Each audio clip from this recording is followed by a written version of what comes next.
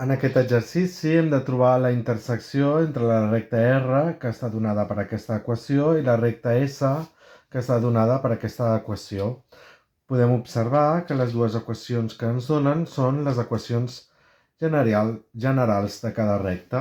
Doncs bé, tenim que si el punt d'intersecció ha de pertànyer a la recta R, doncs ha de complir aquesta equació, i si també ha d'estar sobre la recta S, també ha de complir aquesta equació. Per tant, tenim que el punt d'intersecció compleix les dues equacions. Si compleix les dues equacions, doncs aleshores tenim que ha de ser la solució d'aquest sistema.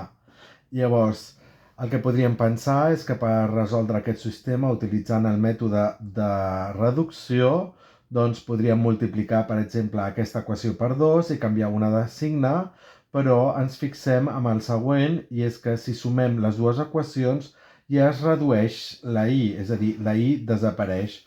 Doncs és el que farem. Sumem les dues equacions, en queda 6i és igual a...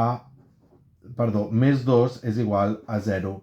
Restem 2 als dos cantons, en queda 6x és igual a menys 2, i ara dividim per 6 als dos cantons i en queda x és igual a menys 2 partit per 6, que és una fracció que podem reduir a menys un terç.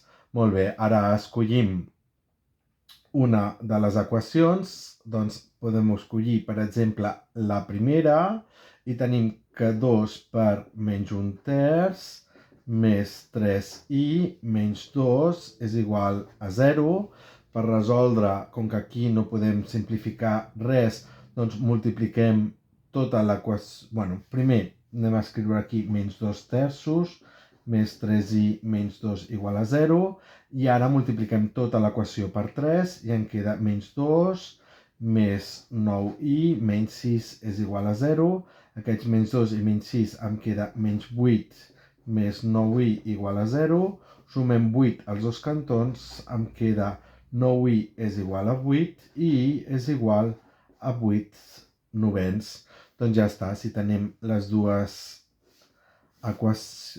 rectes R i S, el seu punt d'intersecció doncs té coordenades x, aquesta d'aquí, que és menys un terç, i la y, que és 8 novens.